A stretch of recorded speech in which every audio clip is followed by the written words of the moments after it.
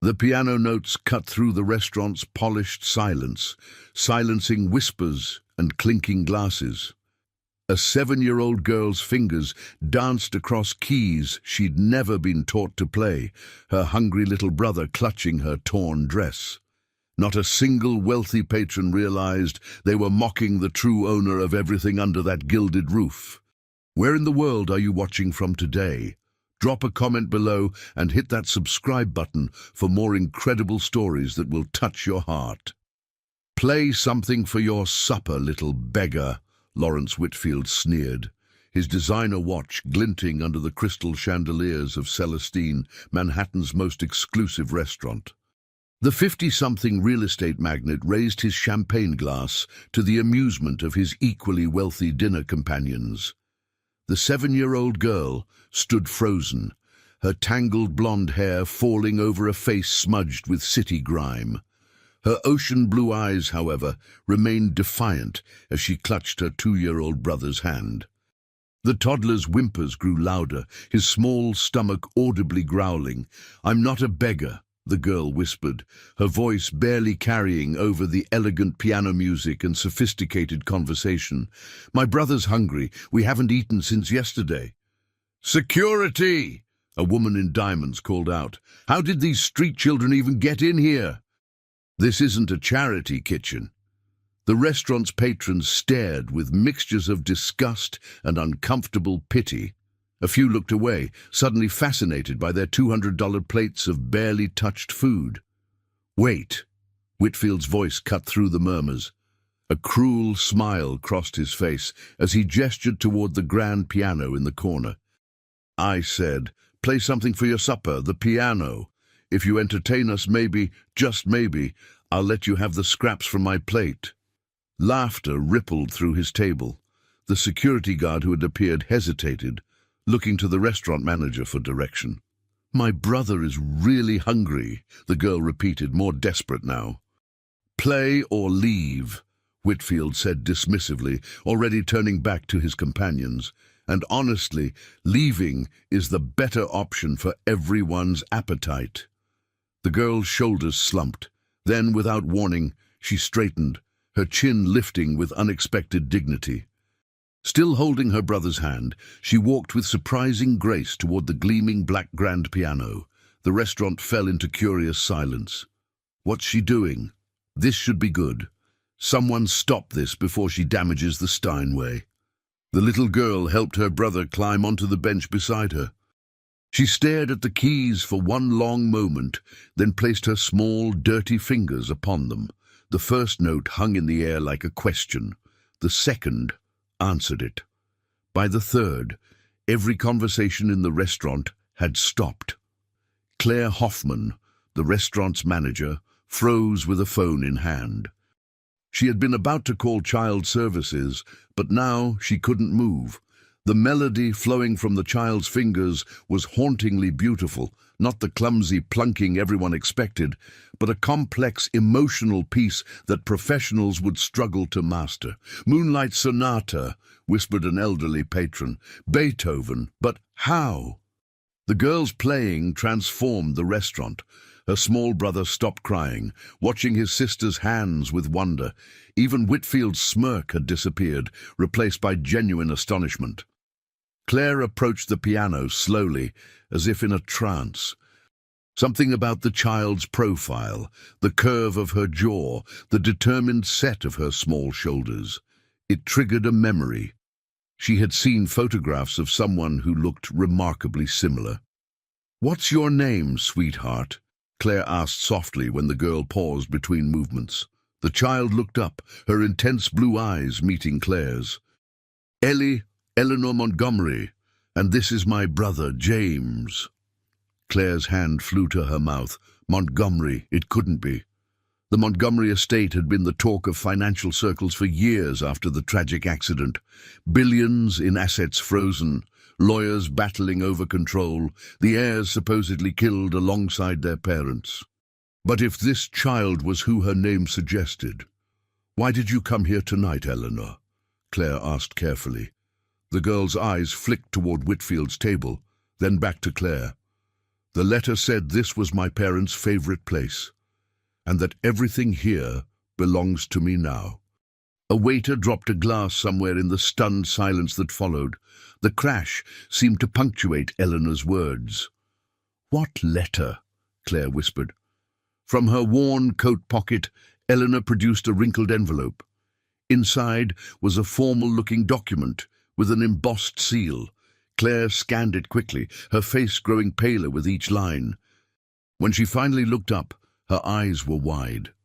"Mr. Whitfield," she called across the restaurant, her voice shaking slightly.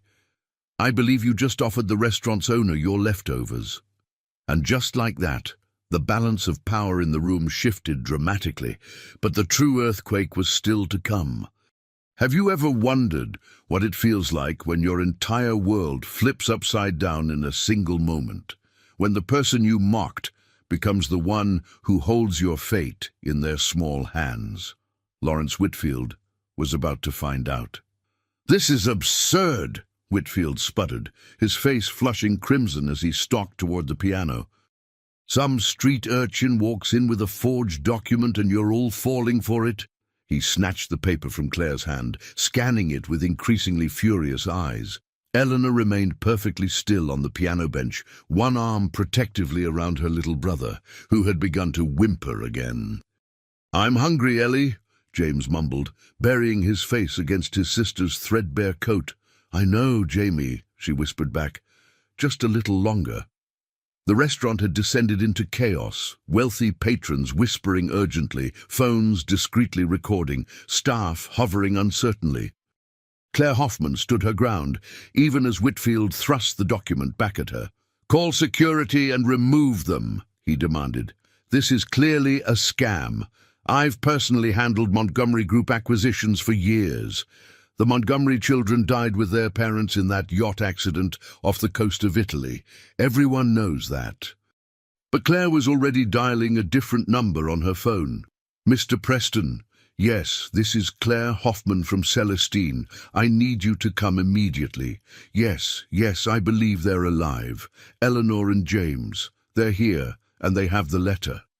The look on Whitfield's face shifted from outrage to something more calculating. "Who are you calling?"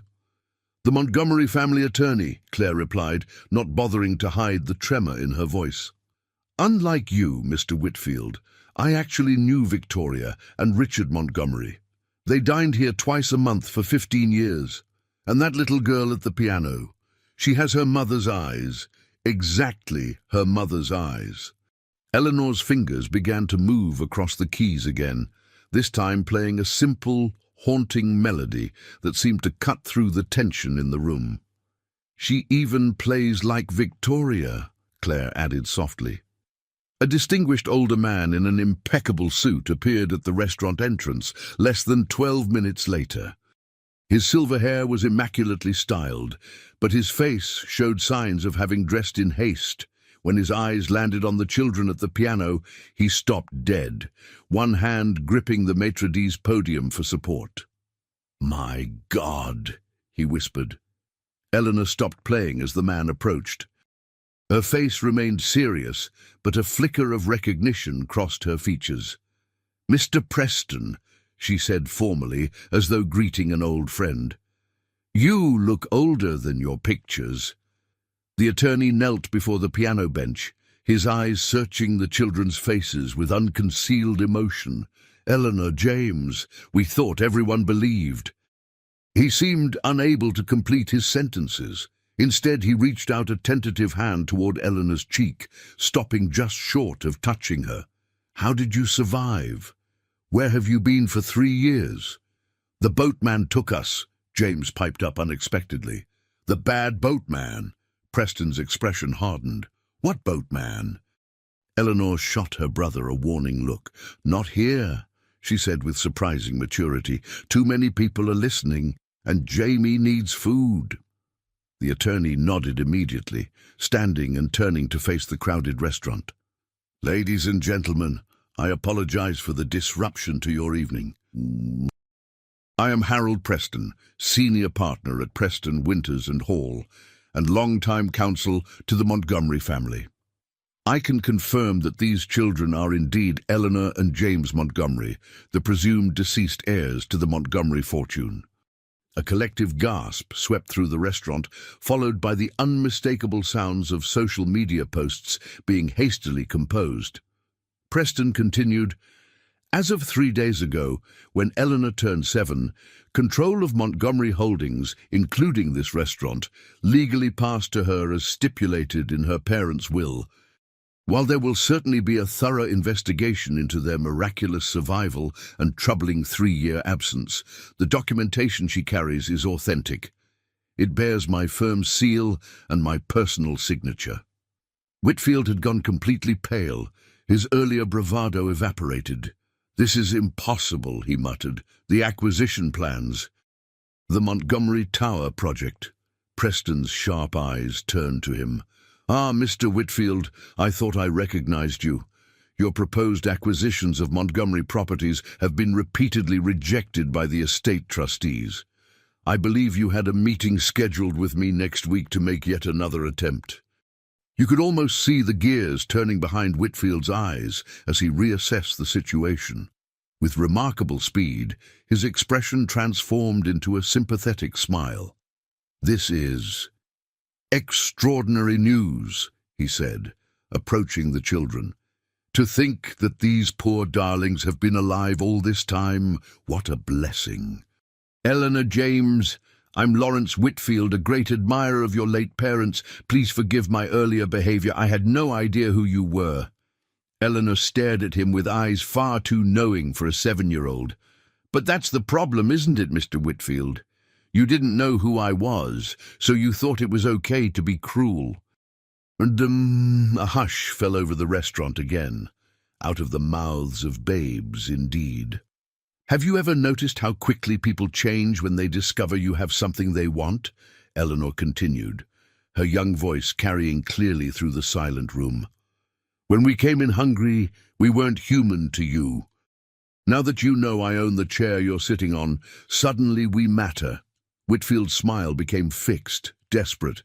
Now, young lady, it was all just a misunderstanding." "My brother is still hungry," Eleanor interrupted. "That hasn't changed in the last 5 minutes." She turned to Claire. "Can he please have something to eat? Something soft. He likes macaroni." As Claire hurried to the kitchen, Harold Preston placed a protective hand on Eleanor's shoulder. "There will be time for questions later. For now, these children need food, rest, and privacy." But as the attorney began to usher them toward a private dining room, Eleanor paused. Looking directly at Whitfield, she asked with deadly calm, "Did you know my parents, Mr. Whitfield? Because I remember them talking about you, and it wasn't very nice." Whitfield's face drained of color once more. And somewhere in the restaurant, someone began to applaud. Softly at first, then joined by others until the sound filled the luxurious space. The little girl who had entered as a beggar was leaving as a princess, with a fortune at her fingertips and, it seemed, secrets that some would kill to keep buried. But who exactly had kept these children hidden for 3 years, and why had they chosen this moment to emerge? The morning headlines screamed the news in bold type. "Montgomery heirs alive. Billionaire children return after 3 years." Every financial channel buzzed with speculation. Every social feed overflowed with shaky restaurant videos of the small girl at the piano. Eleanor Montgomery sat cross-legged on an enormous bed in the presidential suite of the Waldorf Astoria, watching her brother sleep peacefully beside her. After 3 years of sharing a threadbare mattress on a cold basement floor, the plush hotel bedding seemed almost too soft, too clean. "You should rest too," Harold Preston said gently from his position by the window, where he'd been fielding non-stop calls since dawn. "The doctors will be here at noon." Eleanor's piercing blue eyes fixed on him. "They'll want to take our blood, to prove who we are." Preston nodded, still visibly shaken by the children's miraculous reappearance. "It's standard procedure, but your documentation is impeccable. The letter, the trust details, even the private account numbers. Only Victoria would have known to include all of that. Mother said you'd help us, Eleanor said simply. She said you were the only one they trusted completely. The attorney's eyes glistened. I searched for you both for so long. The Italian Coast Guard recovered the yacht, the bodies of your parents and the crew, but you children were never found. Some theorized you had been taken by the sea. He cleared his throat. Eleanor, what happened that night? How did you survive? A knock at the suite door interrupted them. Claire Hoffman entered, carrying a tray of breakfast foods and followed by two stern-looking individuals in dark suits. Miss Montgomery, I've brought breakfast, Claire said warmly, setting down the tray. And these are Agents Russell and Chen from the FBI. Eleanor's small shoulders tensed visibly. James stirred in his sleep, but didn't wake. I'm afraid this isn't optional, the female agent said, addressing Preston rather than the child. Two presumed dead children with access to billions suddenly reappearing after 3 years raises significant concerns. Potential kidnapping, ransom situations, even questions of identity. We need preliminary statements today. Preston moved protectively toward Eleanor. She's 7 years old. She needs time to... It's okay, Eleanor interrupted, her voice small but steady. Mother said there would be questions. Something in the way she said it caused all the adults to exchange glances. Your mother told you there would be questions? Agent Russell asked carefully. When did she tell you this? Eleanor slid off the bed, careful not to wake James. She approached the breakfast tray and selected a strawberry, examining it as if she hadn't seen fresh fruit in years, which perhaps she hadn't. Before she put us in the hidden cabin, she finally answered, the night the bad men came for the papers. Preston inhaled sharply. Eleanor, are you saying the yacht accident wasn't an accident? The little girl bit into the strawberry, closing her eyes briefly at the taste. When she opened them again, they held a weariness no child should possess. Mother woke us up. There was shouting on the deck. Father was arguing with someone. She took us to a small room behind the bookshelf in their cabin, a panic room, she called it. She gave me the letter and told me to memorize the important parts. She said we had to stay hidden, completely silent, no matter what we heard. The room had gone deathly quiet. Even the FBI agents seemed to be holding their breath. And what did you hear, Eleanor? Agent Chen asked gently. Eleanor placed the strawberry stem carefully on the tray. Gunshots, 4 of them, then splashing, then nothing for a very long time. Her voice remained eerily detached, as if she were reciting something from a storybook rather than her own traumatic experience. When we finally came out, the boat was empty, just red on the decks. The yacht was drifting. Then another boat came alongside. Men boarded. They were looking for something. Papers, they kept saying. Where are the Montgomery papers? Oh, my God, Claire whispered, hand covering her mouth. They searched for hours, Eleanor continued. They never found the panic room. Then one of them said they should sink the yacht, make it look like an accident. Another one, he had a voice like gravel. He said no, that would draw too much attention. Better to make it look like pirates.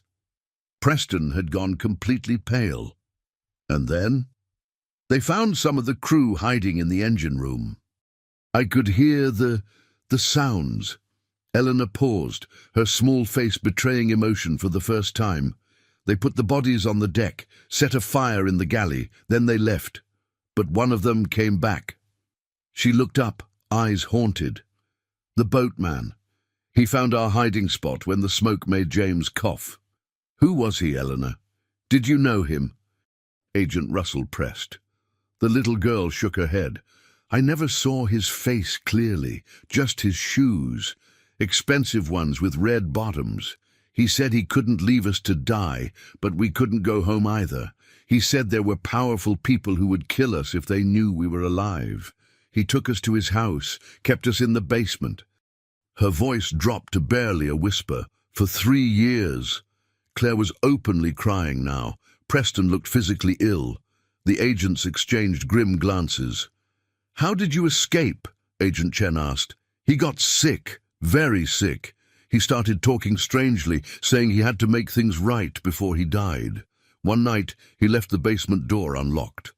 He left money and the letter on the kitchen table, and a note that said, 'Celestine Restaurant, go there.'"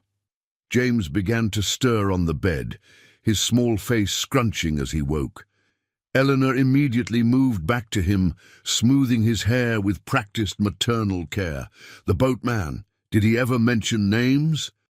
"People who might have wanted to harm your parents," Agent Russell asked.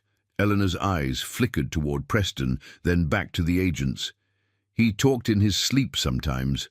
One name he said often. It scared him." "What was the name?" Preston asked, his voice barely audible. Eleanor hesitated, then said clearly, "Whitfield." The silence that followed was deafening. "Lawrence Whitfield, the man from the restaurant last night?"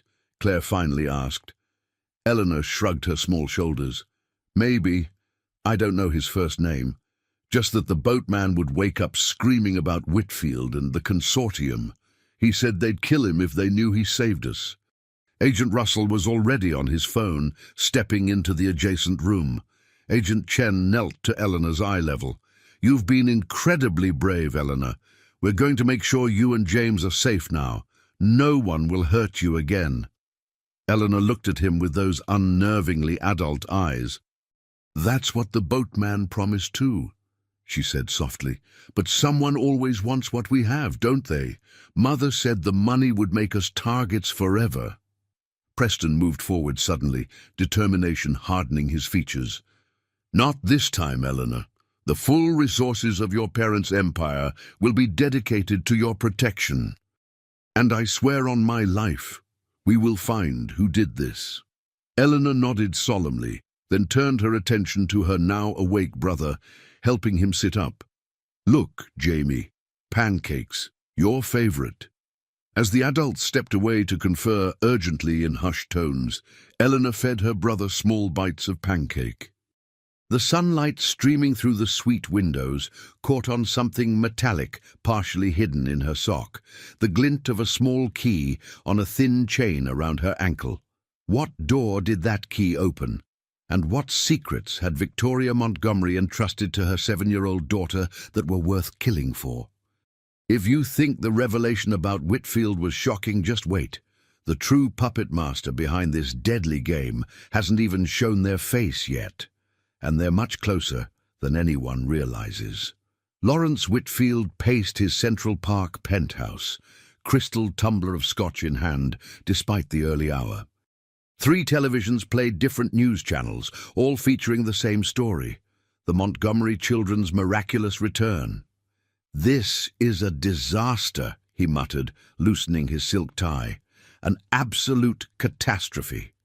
His private cell phone rang, the secure line used only for certain calls.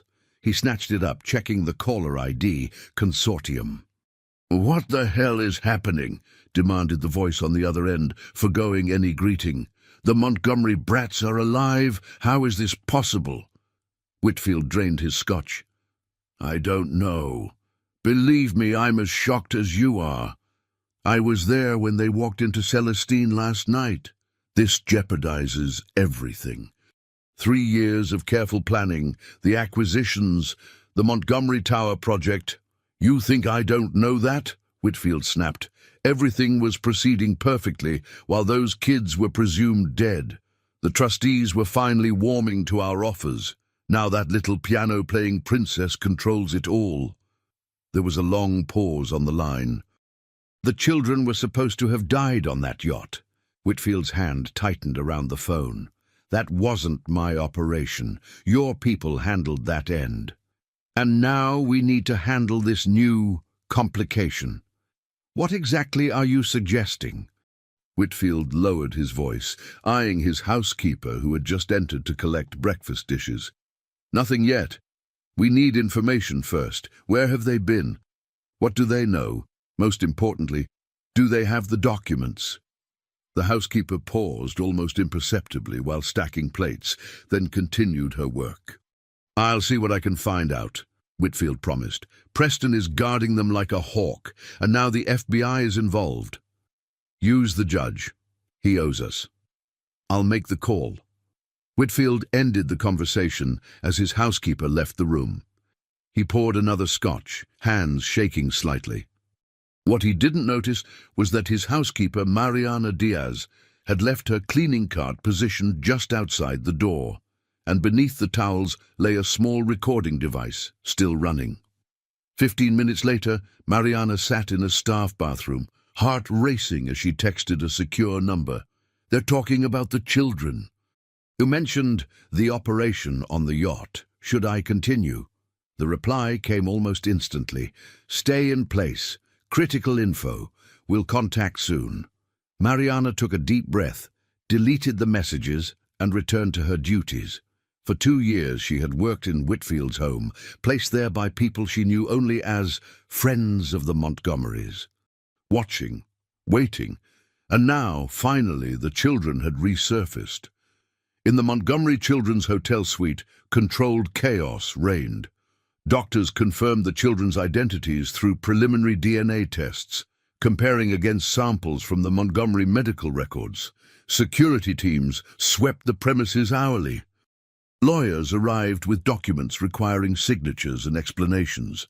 Through it all, Eleanor remained a small island of eerie calm, only showing animation when caring for her brother or speaking with Harold Preston.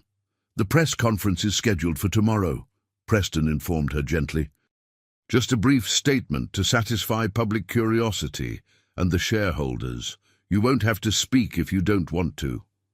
Eleanor sat at the suite's desk, methodically drawing what appeared to be floor plans with colored pencils. I should speak, she said without looking up. People will want to hear from me directly. It will make them feel connected, invested. Preston exchanged concerned glances with Dr. Amara Okafor, the child psychologist who had been observing Eleanor. The girl's vocabulary and mannerisms fluctuated between childlike simplicity and disturbing maturity. Eleanor, Dr. Okafor said carefully, you mentioned your mother gave you a letter the night of the attack. May I ask what was in it? Eleanor's pencil paused. Instructions, account numbers, names to trust, names to fear. She resumed drawing. And the location of the real documents.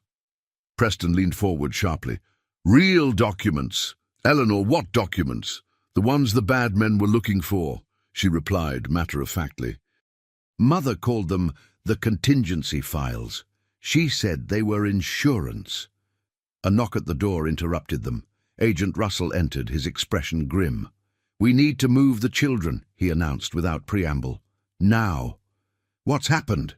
Preston demanded, already gathering Eleanor's drawings. Judge Harmon just signed an emergency order placing the children in temporary state custody, citing extraordinary circumstances requiring evaluation of their mental state and claims. That's absurd. On what grounds? Supposedly concerns about identity fraud and the children's psychological welfare after trauma. Russell's disgust was evident. The petition was filed by a child welfare organization I've never heard of, but it was fast-tracked by Harmon himself. Judge Harmon, Preston repeated, eyes narrowing. He's Whitfield's golf partner. Exactly. This isn't about welfare, it's about control. Once they're in the system, Whitfield's people could potentially gain access or influence their care. We have maybe 30 minutes before the court officers arrive with the order. Where will we take them? Dr. Okafor asked, already helping James put on his shoes. My family has a cabin upstate, Preston offered. Remote, secure, off any records. Eleanor had stopped drawing, watching the adults with that unnerving calm. No, she said simply. Everyone turned to her. No safe houses. No hiding. She stood, folding her drawing carefully. That's what they expect. Mother's instructions were clear. If we were ever discovered, we should go to the spotlight, not the shadows. Eleanor, sweetheart, it's not safe, Preston began. "It's never going to be safe," Eleanor interrupted. "But if everyone is watching us, it's harder for them to make us disappear again." She handed her folded drawing to Agent Russell. "We need to go to the Montgomery building, the executive floor, Mother's old office." Russell unfolded the paper. It wasn't floor plans after all, but a detailed diagram of what appeared to be a hidden wall safe, complete with measurements and a complex numerical sequence. "What is this?" he asked. "The contingency files," Eleanor replied. "The real insurance policy. If we get those, we can stop running." Preston stared at the child, realization dawning. "Victoria didn't just tell you where to find help. She told you everything." Eleanor nodded solemnly. "She made me memorize it all. Every night in the dark, for weeks before the yacht trip. Names, numbers, security protocols. She said knowledge was the only thing they couldn't take from me." Her small face hardened. She was right. The boatman took everything else. Agent Chen appeared in the doorway. "Court officers are downstairs. Lobby security is stalling them, but we're out of time." Russell made a swift decision. "We go to the Montgomery building, now." Through the service exit. As they hurried the children through the hotel's back corridors, Eleanor kept firm hold of her brother's hand. When they reached the loading dock, a hotel laundry van waited with its door open. "I'm scared, Ellie," James whispered as they climbed in. Eleanor squeezed his hand. "Don't be. Remember what I told you. The bad men only win if we're afraid." As the van pulled away, Eleanor looked back at the hotel just in time to see men in suits rushing out the front entrance, searching frantically. Among them was a face she recognized instantly, even from a distance, Lawrence Whitfield. And beside him, partially obscured but unmistakable to her, were a pair of expensive shoes with distinctive red soles. The boatman. Have you been wondering who really saved the children that night on the yacht? And why would he keep them hidden for 3 years, only to release them now? The answers lie behind a wall in Victoria Montgomery's office, and they will shatter everything you think you know about this story so far. The Montgomery building dominated the Manhattan skyline, its distinctive spire catching the afternoon sun. The laundry van approached via the underground delivery entrance, bypassing the media frenzy at the main doors. "Security will be tight," Preston warned as they prepared to exit. "But as legal executor of the Montgomery estate, I have access codes. We should be able to reach Victoria's office without alerting the executive floor." Eleanor clutched her brother's hand, eyes darting to shadows as they moved from the van to a service elevator. The child's hypervigilance broke Dr. Okafor's heart. No 7-year-old should scan rooms for threats with such practiced precision. "Almost there, sweetheart," the psychologist assured her. Eleanor nodded, but her body remained tense. "They'll be expecting us to come here eventually." "Who will?" Agent Russell asked sharply. "The consortium," Eleanor replied. "The boatman said they have people everywhere, especially here." The elevator ascended silently to the 87th floor. When the doors opened, they revealed a reception area frozen in time. Dust covers on furniture, personal items still arranged as if their owners had just stepped away. After Richard and Victoria Montgomery's deaths, the executive floor had been preserved pending estate resolution. "This way," Preston directed, leading them past empty offices. "Victoria's suite is at the end of the hall." Eleanor moved with surprising confidence through the space, as if she'd walked these corridors before. When they reached the impressive double doors of the CEO's office, Preston entered a code, then pressed his thumb to a biometric scanner. "Your mother added me as an authorized user after your father's first heart attack," he explained to Eleanor, "just in case." The doors swung open to reveal a spacious corner office with floor-to-ceiling windows overlooking Manhattan. Unlike the reception area, this room appeared recently cleaned, with no dust on the massive desk or leather furniture. "Someone's been here," Agent Chen observed, immediately on alert. Eleanor ignored the adult's concern. walking directly to a large abstract painting on the eastern wall. "Help me move this," she requested, her small hands already on the frame's edge. Preston and Russell carefully removed the canvas, revealing a standard wall safe. Eleanor shook her head. "Not that one. That's the decoy." She pointed to the wood-paneled wall beside it. 3 panels to the right, second from the bottom. "There's a pressure point in the corner." The agents exchanged skeptical glances, but Preston immediately knelt and pressed the panel as directed. A soft click sounded, and a section of wall recessed slightly. "My God," Preston whispered. "I had no idea this existed." "Mother said only 4 people knew," Eleanor said matter-of-factly. "Her father, their head of security, and me." The hidden compartment contained a sophisticated safe with both digital and analog components. Eleanor stepped forward with confidence and entered a 14-digit sequence from memory.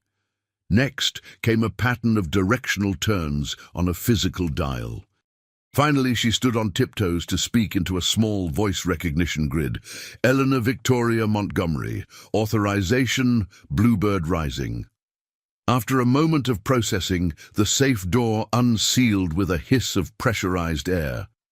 "Voice print accepted," announced a soft, computerized voice. "Welcome, Eleanor." Dr. Okafor couldn't hide her astonishment.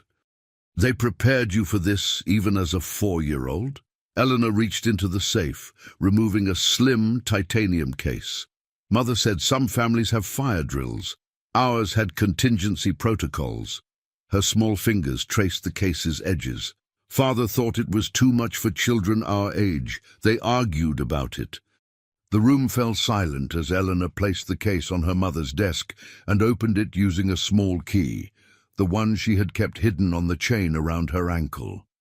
Inside lay several items: a sealed external hard drive, a stack of documents, and a letter addressed simply, "To whom it may concern." Preston reached for the letter, but Eleanor stopped him.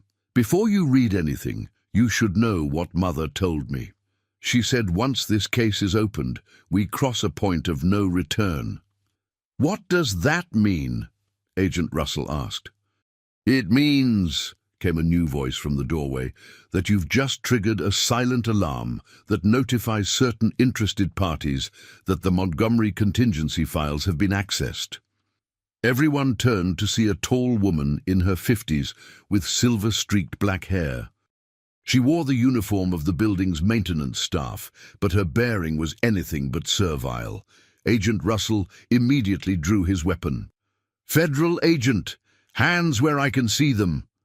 The woman complied calmly, seemingly unfazed by the gun. "You can call me Diana. I've been waiting 3 years for this moment." Her eyes found Eleanor. "Hello, sweetheart. You followed your mother's instructions perfectly." Eleanor's face showed the first genuine emotion they'd seen, recognition, followed by relief. "You're the hummingbird," she whispered. Diana nodded, a sad smile crossing her face. "Victoria's backup plan?" "I've been monitoring the building systems, waiting for someone to access this safe." She addressed the agents. "You can verify my identity with fingerprints. Diana Chen, former Naval Intelligence, now private security. Victoria Montgomery hired me 7 years ago when she first suspected her husband's business partners were involved in illegal activities." Preston lowered himself heavily into a chair. "Victoria suspected Richard's partners. Why didn't she come to me?" "Because she wasn't sure who she could trust," Diana replied. The consortium had infiltrated everything: law firms, security teams, even family friends. She looked pointedly at Preston. She needed to be certain before she moved against them. Eleanor had opened the hard drive case, revealing a biometric scanner. Without hesitation, she pressed her thumb to it. "Mother said this contains everything." "The proof," Diana nodded. "Financial records, offshore accounts, recorded conversations, evidence of bribery, money laundering, and worse. The consortium isn't just about real estate, Mr. Preston. They're about power, buying judges, politicians, regulators. And Whitfield is part of this consortium, Agent Russell asked. Whitfield?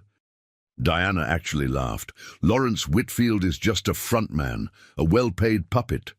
She turned to Eleanor. Show them the list, sweetheart. Eleanor removed a final document from the case, a single sheet containing 12 names. She handed it to Preston, whose face drained of color as he read. This can't be right, he whispered. These people. They're the most respected business leaders in the country. Judge Harmon, Senator Mitchell, even. His voice faltered. Even me, came yet another voice from the doorway. Harold Preston's longtime partner, William Winters, stood there flanked by 2 armed security guards. Unlike Diana, he made no attempt to appear non-threatening. The guards' weapons were already drawn. Hello, Harold, Winters said pleasantly. I see our little runaways have led you on quite the treasure hunt. Preston stood slowly, positioning himself between the children and his partner of 30 years. Will, what is this?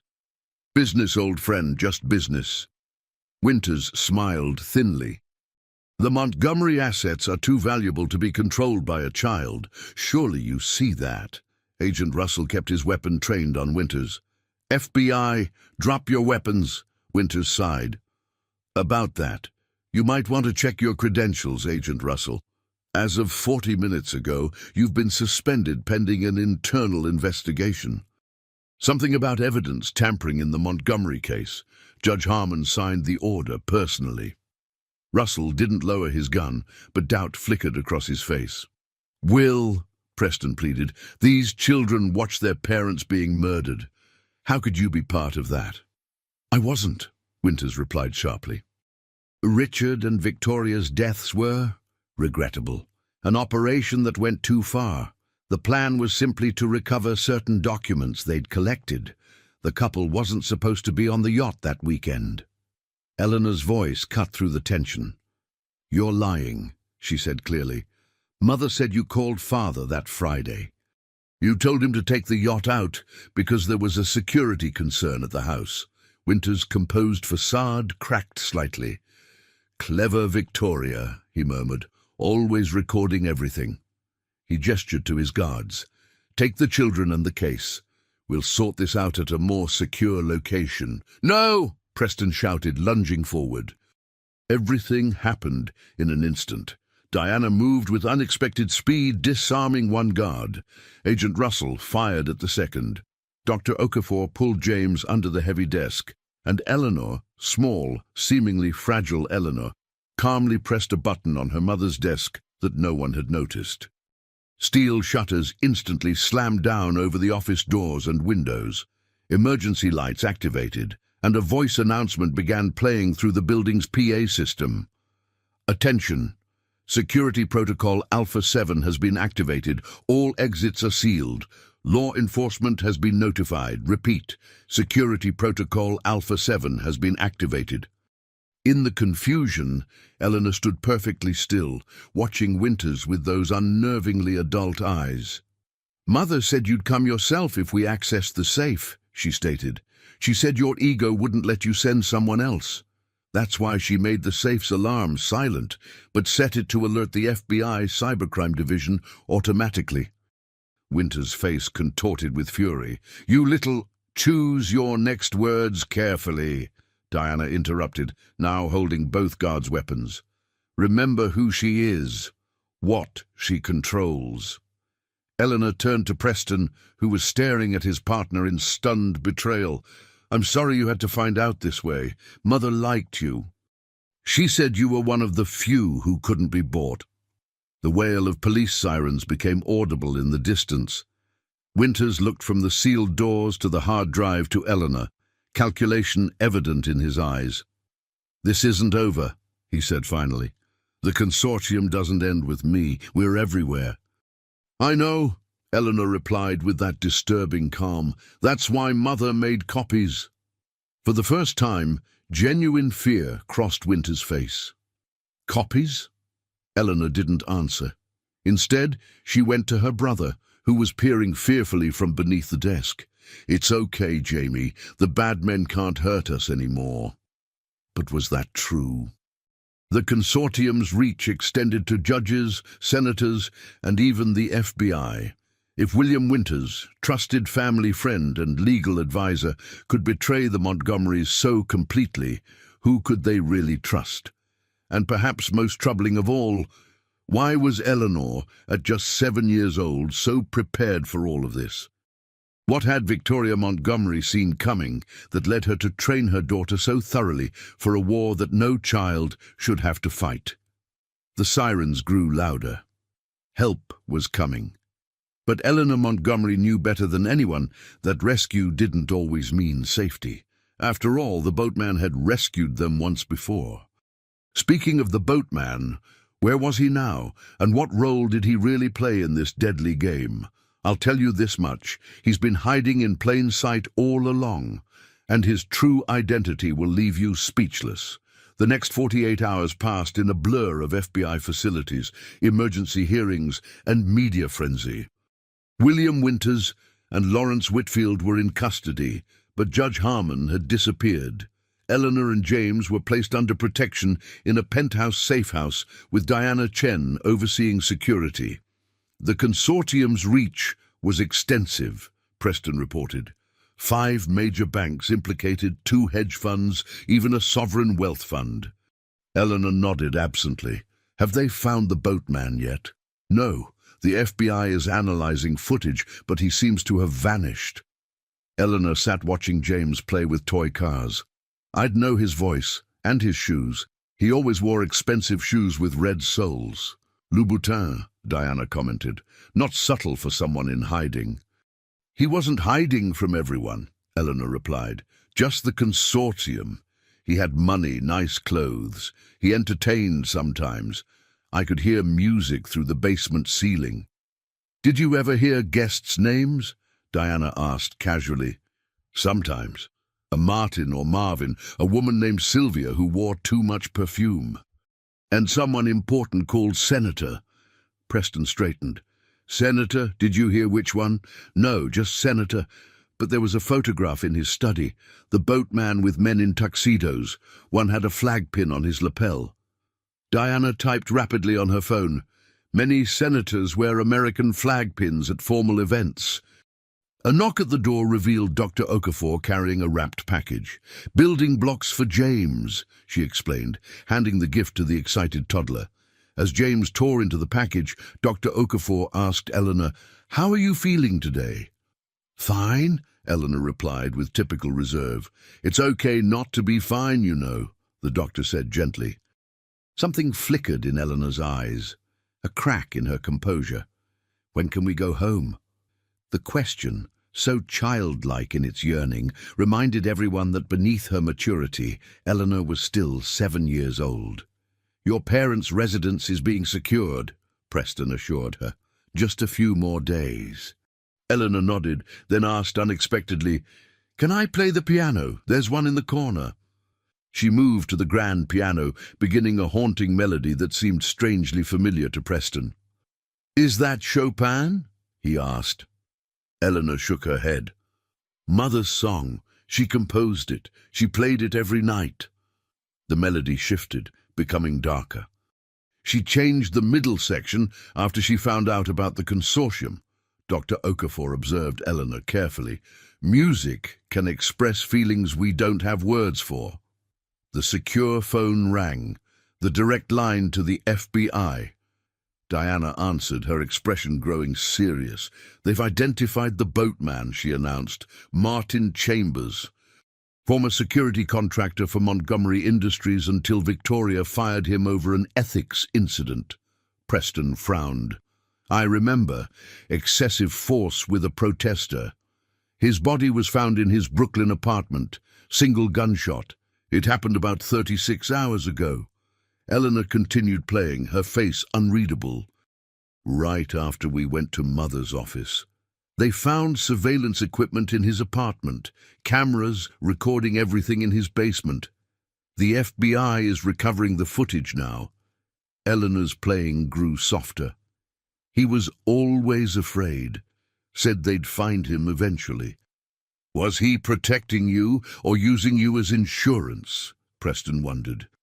Eleanor didn't respond, focused entirely on the piano, but as her fingers danced across the keys, a single tear slid down her cheek, the first they'd seen. "What are you thinking?" Dr. Okafor asked gently. "I'm wondering," she said softly, "if I'll ever stop being afraid."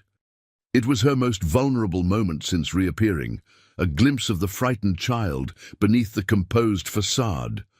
The secure line rang again. Diana answered, then turned to them with wide eyes. "They've analyzed the surveillance footage," she reported. "There's something you need to see." The surveillance footage filled the monitor, high-definition video of a sparse basement with 2 small beds.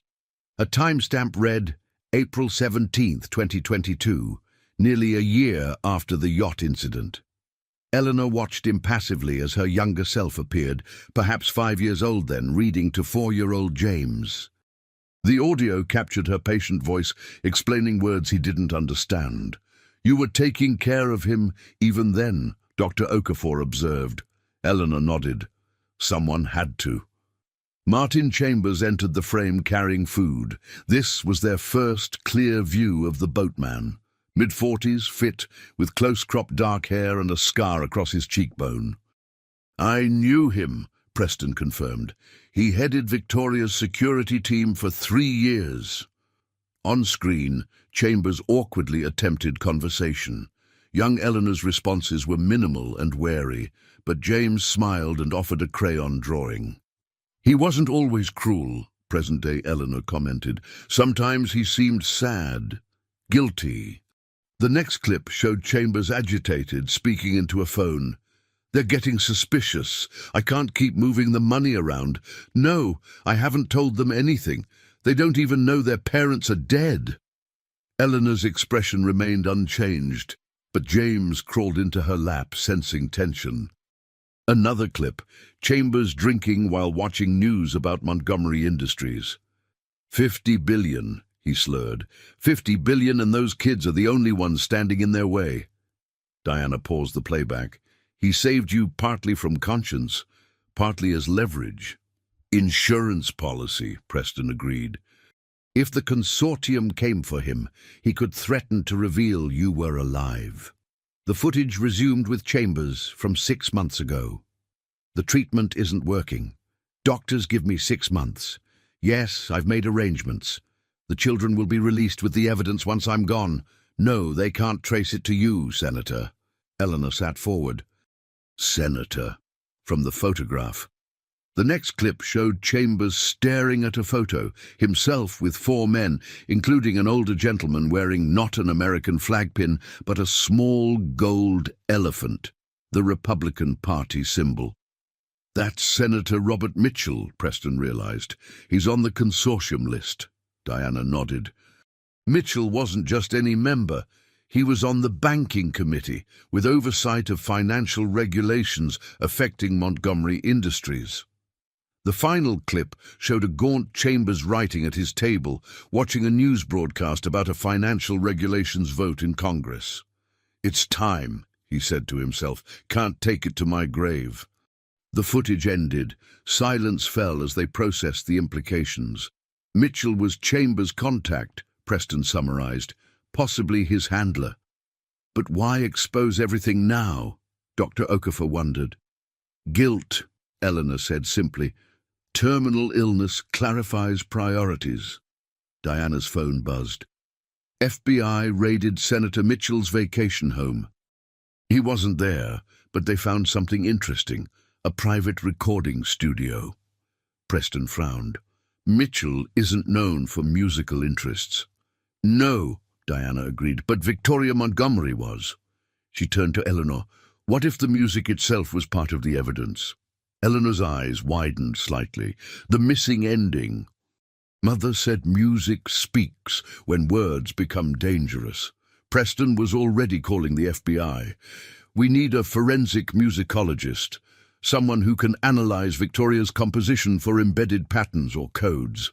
Eleanor returned to the piano, playing her mother's piece with intense concentration.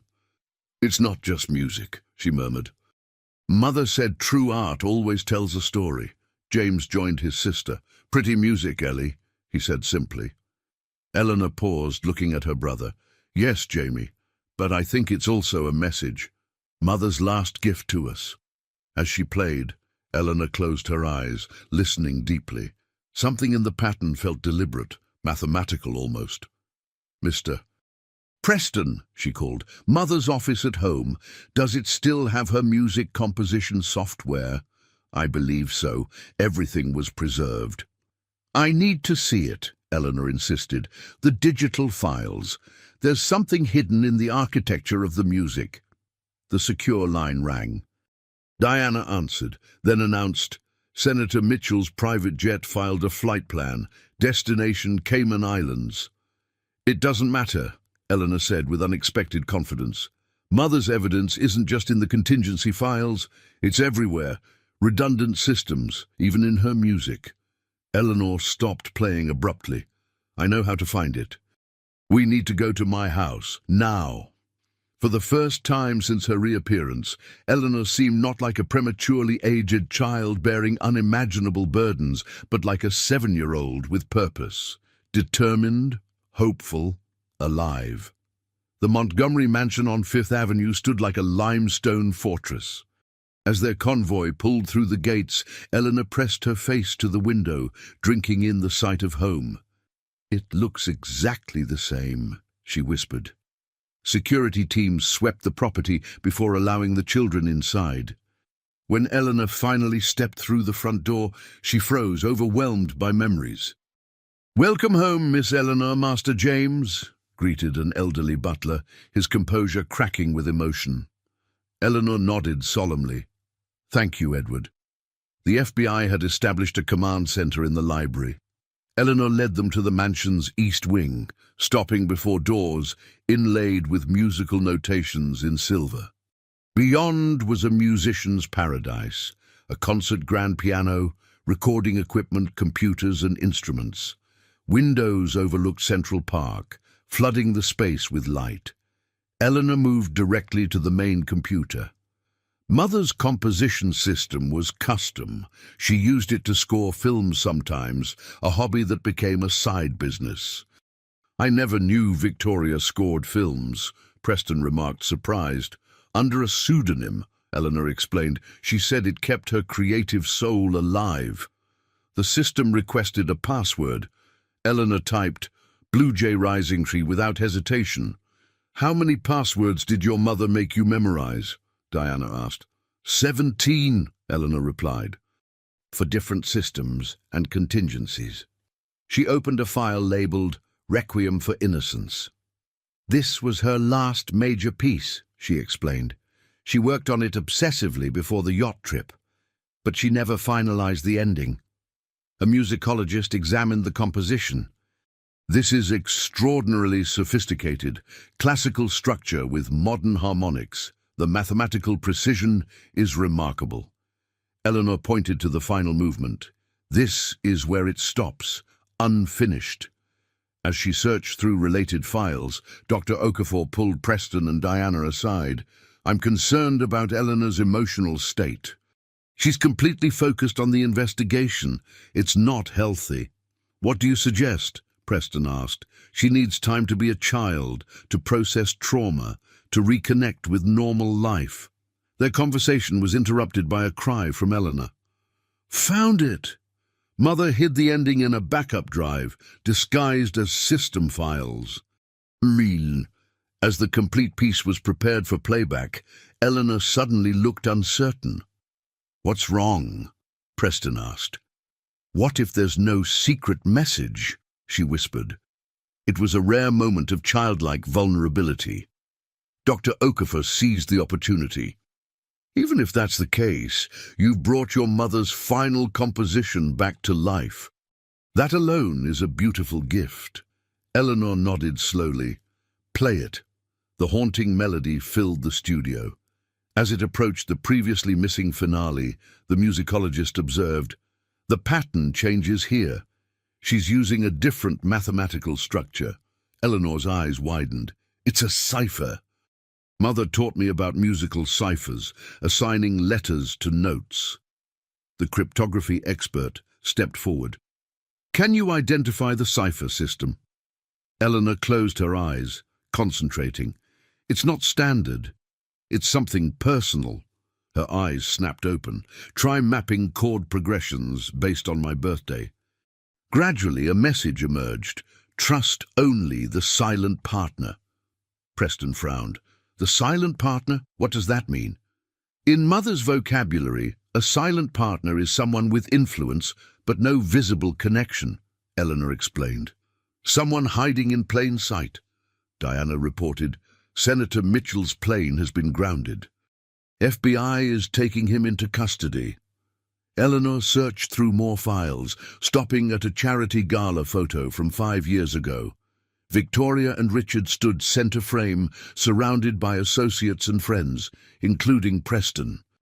And standing slightly behind him was his assistant, a young woman with auburn hair who'd been present at every major Montgomery event, a woman who now served as Eleanor's FBI protection coordinator, Special Agent Sylvia Winters, William Winters' daughter. The perfume, Eleanor whispered, remembering her comment about the boatman's visitor named Sylvia who wore too much perfume. It's her. On the security monitor, Eleanor spotted a figure approaching the front gates, Agent Sylvia Winters herself, arriving for her shift change. The trap was closing. But who was truly the hunter and who was the prey? Don't react, Eleanor whispered to Preston, discreetly indicating the security monitor. The silent partner is here. Preston looked confused. Agent Winters, but she's been leading your protection detail. Perfect position to monitor everything and everyone. Eleanor opened a different folder containing background checks, including one on Sylvia Winters, noting her relationship to William Winters, and conflict of interest potential, reassignment recommended. Victoria was planning to have her removed, Preston realized, but then the yacht incident happened. Diana checked her sidearm. I'll alert the other agents discreetly. No, Eleanor interrupted. If we show suspicion, she'll disappear.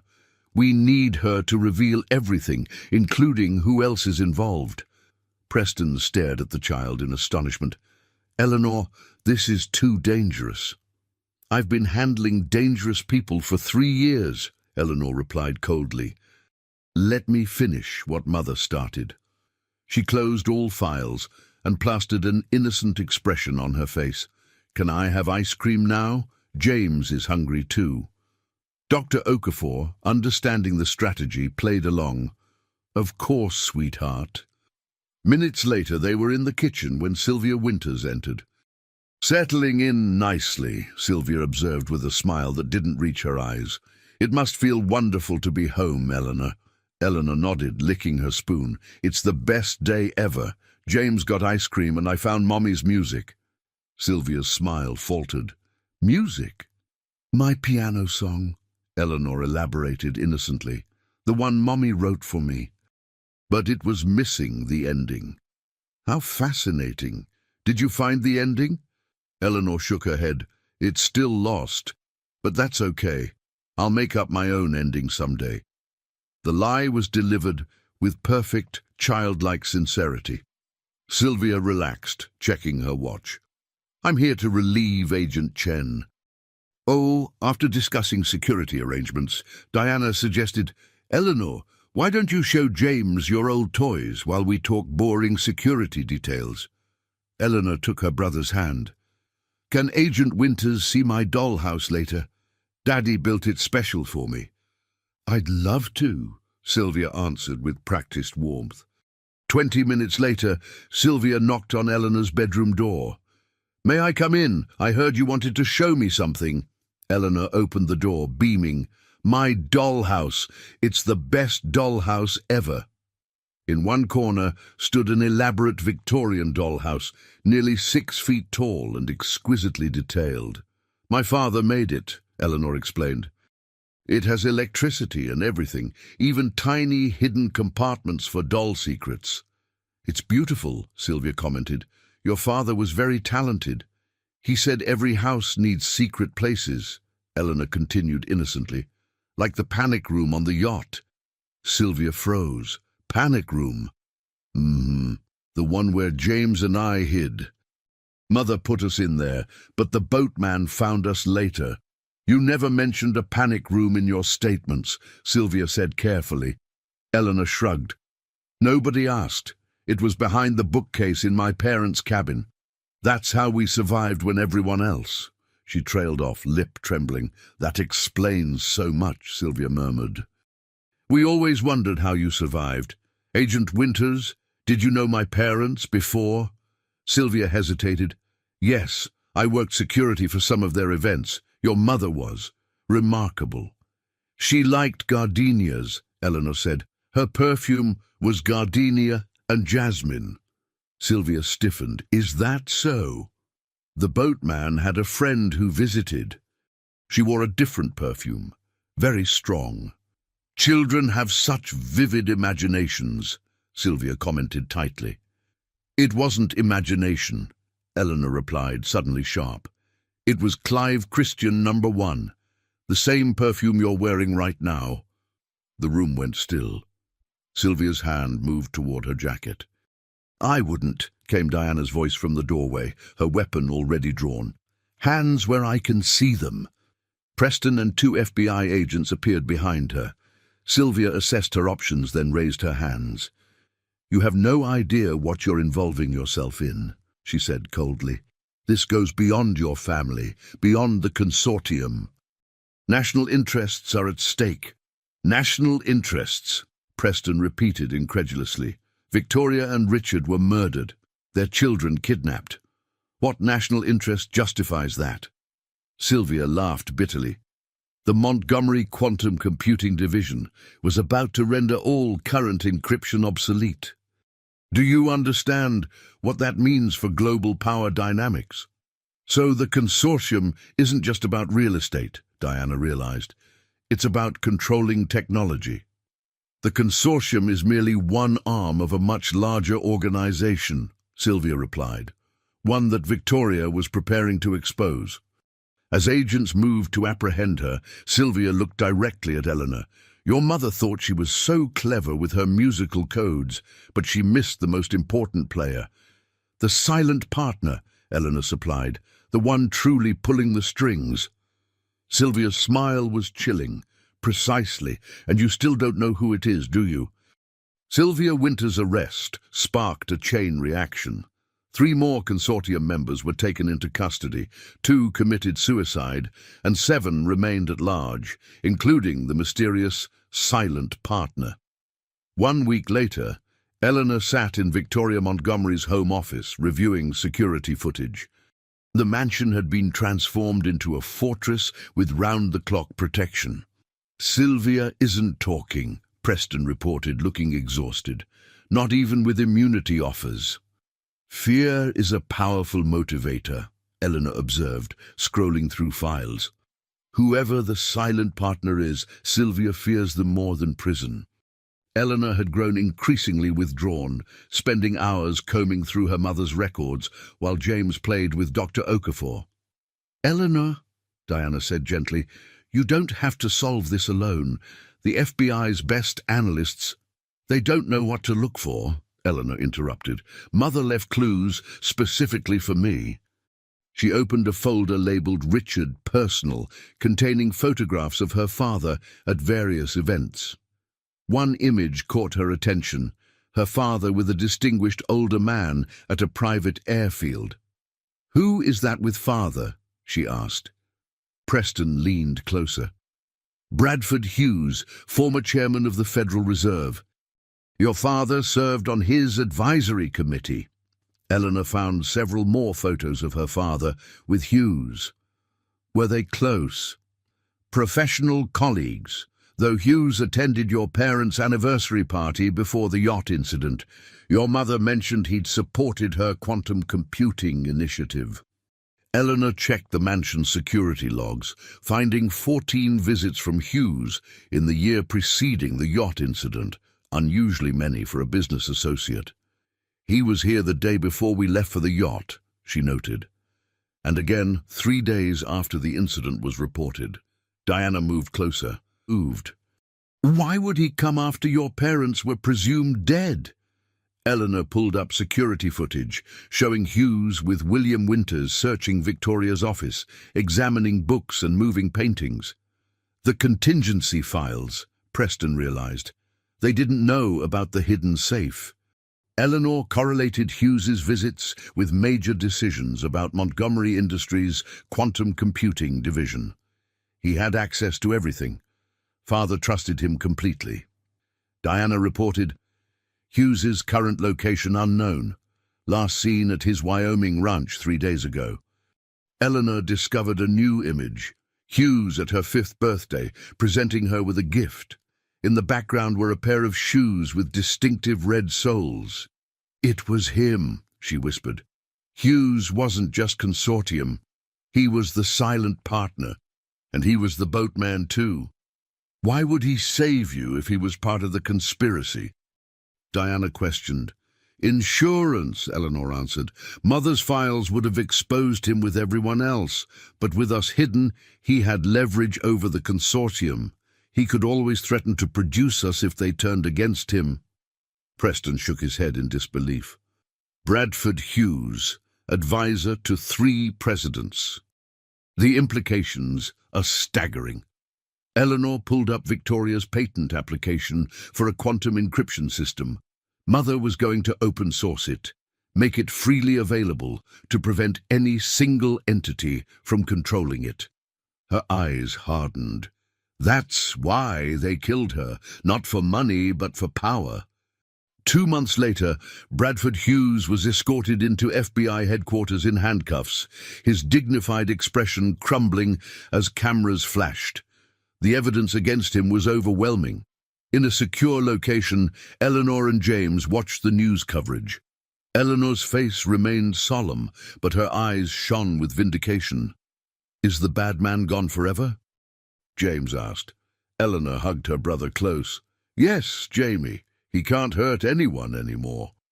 Preston entered with Dr. Okafor and Diana, now the children's head of security. "It's done," Preston announced. "The patent has been registered under the Montgomery Open Source Initiative. Your mother's vision is reality." Eleanor nodded, a weight visibly lifting from her shoulders. "And the foundation? The Montgomery Children's Trust is established," Dr. Okafor confirmed, "with $2 billion to support children who have experienced trauma and loss." For the first time in perhaps years, Eleanor smiled genuinely, not a calculated expression, but a childlike smile of hope. "Mother would be pleased," she said. "She would be incredibly proud of you both," Preston corrected, his voice thick.